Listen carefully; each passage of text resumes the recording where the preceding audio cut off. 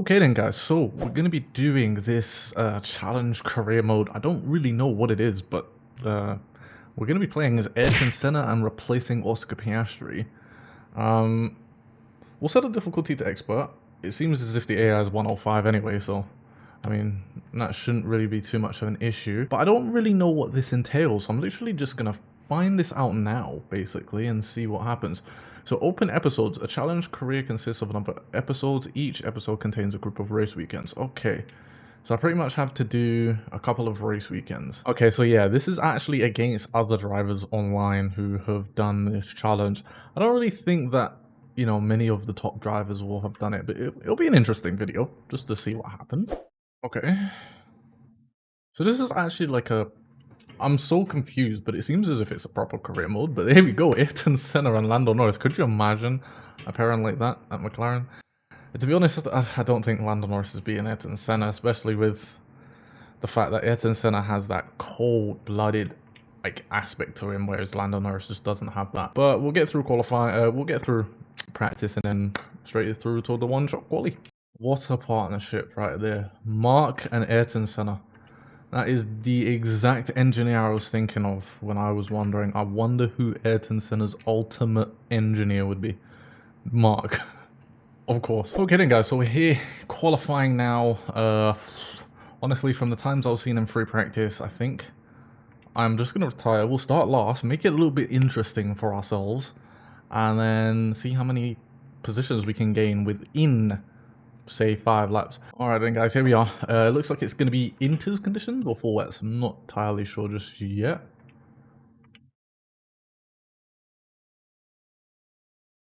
Wait, am I seeing this correctly? I see yellow, which suggests mediums. What?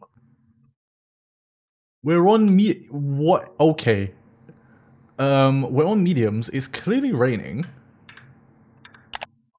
but I don't think the devs really care about that. So it's lights out and away we go. Starting in P19 because apparently something happened to Joe. But why are we in wet conditions on medium tires?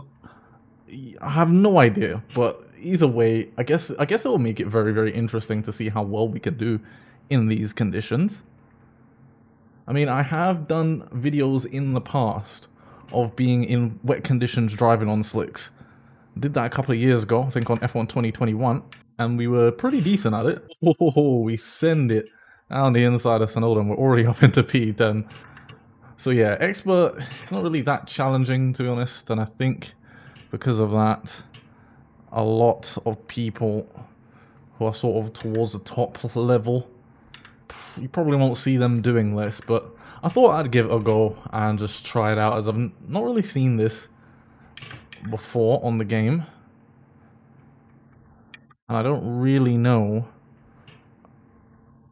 how it's supposed to work in terms of the way that they've set it up. So I thought I'd give it a go, make a video out of it, see how it goes, you know.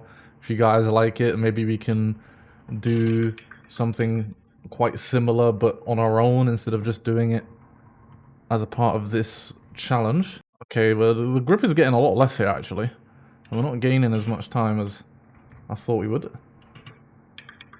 Let's try and just bully our way through on Stroll there, because we've not got a lot of time. We've only got 5 laps. So we do need to make up these next few positions fairly quickly. We'll burn some of our battery, try and catch up as quick as we can here. It looks like our straight line speed isn't that great, as usual.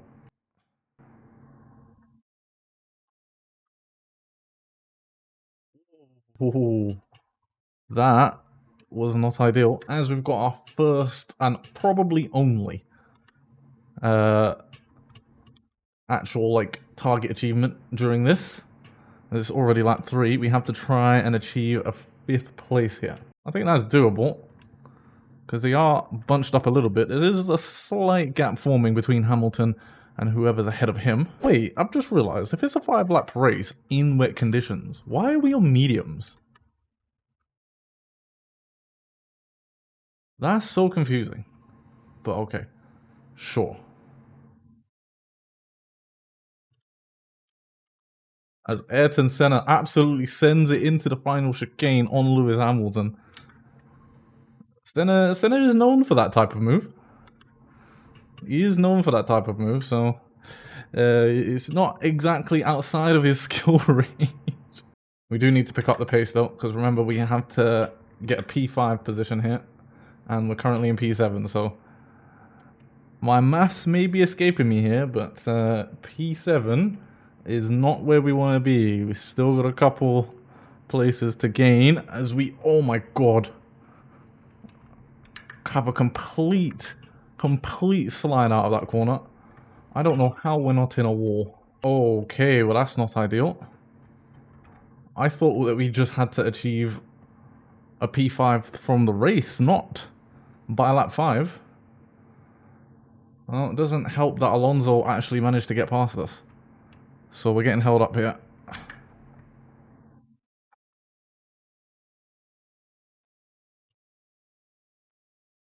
As we're just gonna bully our way through. Just not caring anymore.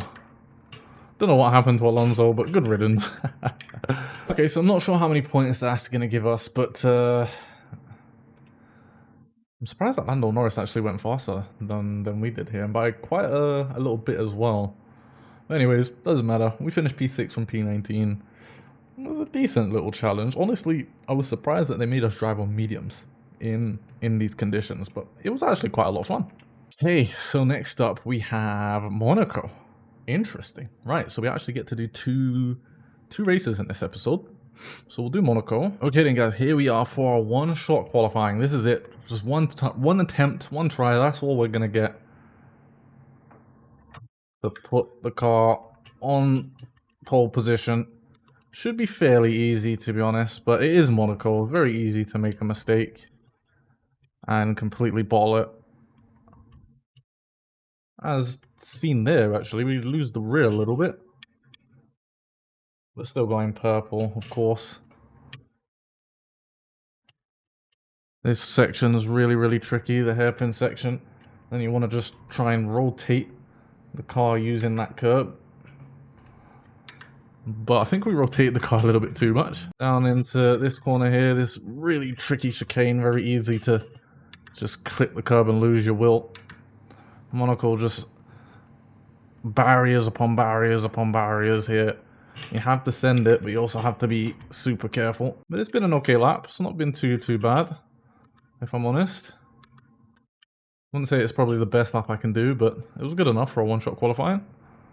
And of course, Ayrton Senna at Monaco in a McLaren P1. I'm sure we've never seen that before. Yeah, that's definitely not on 105. I don't care what you say. That's definitely not 105. 1.5 seconds slower.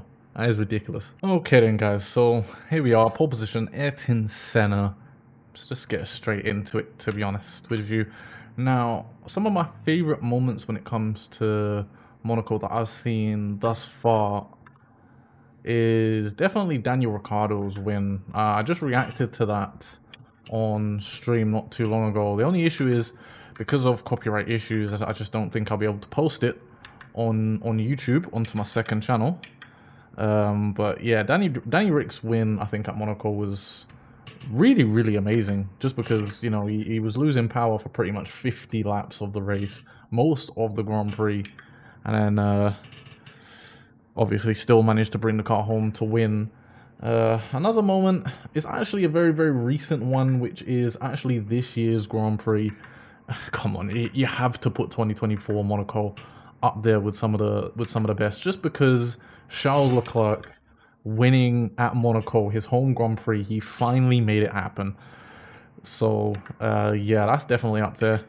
And then I haven't seen too much of the main man, the guy that we're driving of right now, but one of the clips that I have seen is arguably some of the most famous, if not the most famous clip from Formula 1, which is Ayrton Senna. I think it was 1988 or roughly around about that sort of time, his pole lap at Monaco.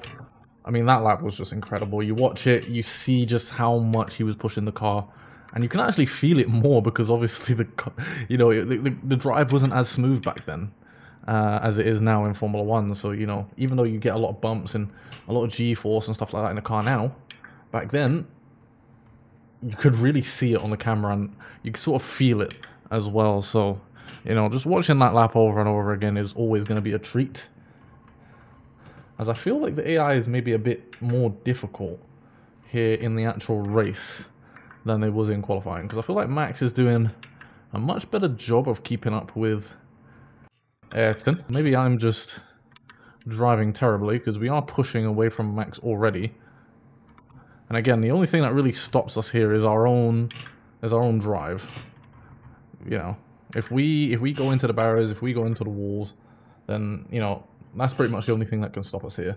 It's going to be pretty much impossible to actually overtake around Monaco. Right, so apparently our target for this one is to use overtake for at least 5 seconds throughout the lap. So we'll try and get that done. But yeah, some other moments I think from Ayrton is, you know, I briefly mentioned it in Suzuka when we were driving there.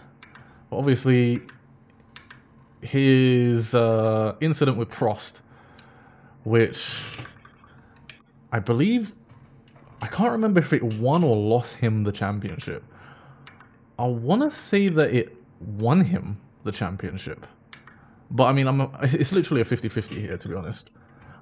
You guys can let me know in the comment section which one it was. But the incident where they crashed into each other on the final corner, I'm pretty sure that did win Senna the championship. Maybe he did. He didn't even win or lose him the championship.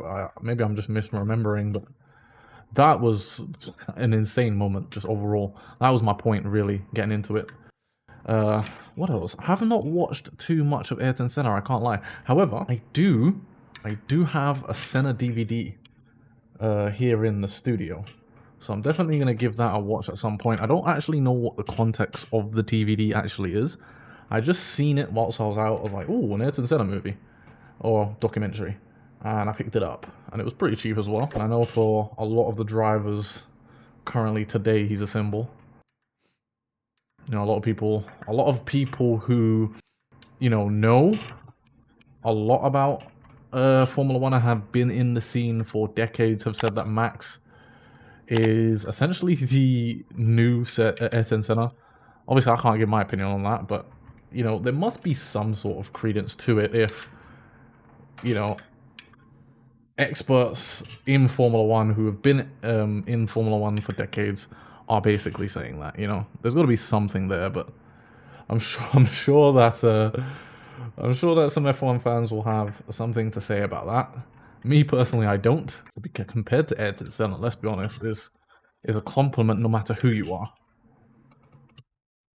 Because I think a lot of people do regard Senna as the greatest of all time. Obviously, sadly, his career and his life was cut short, but a lot of people believe that if that wasn't the case, he would have been the undisputed GOAT of Formula One, which, again, I've always said you can't really compare GOATs in Formula One because it's different eras, different cars, but the talent's still there, man. Well, that's going to be pretty much it for this video. We'll move on to the just chatting screen that I have for my streams, but guys, I hope that you enjoyed this video. If you did, let me know, because I may do stuff like this in the future.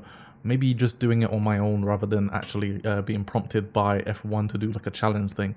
Maybe we can actually do, you know, our own sort of like challenges. You guys can let me know what sort of challenges you want to see, and then I can try them. But guys, make sure to like if you did. Make sure to subscribe if you're not.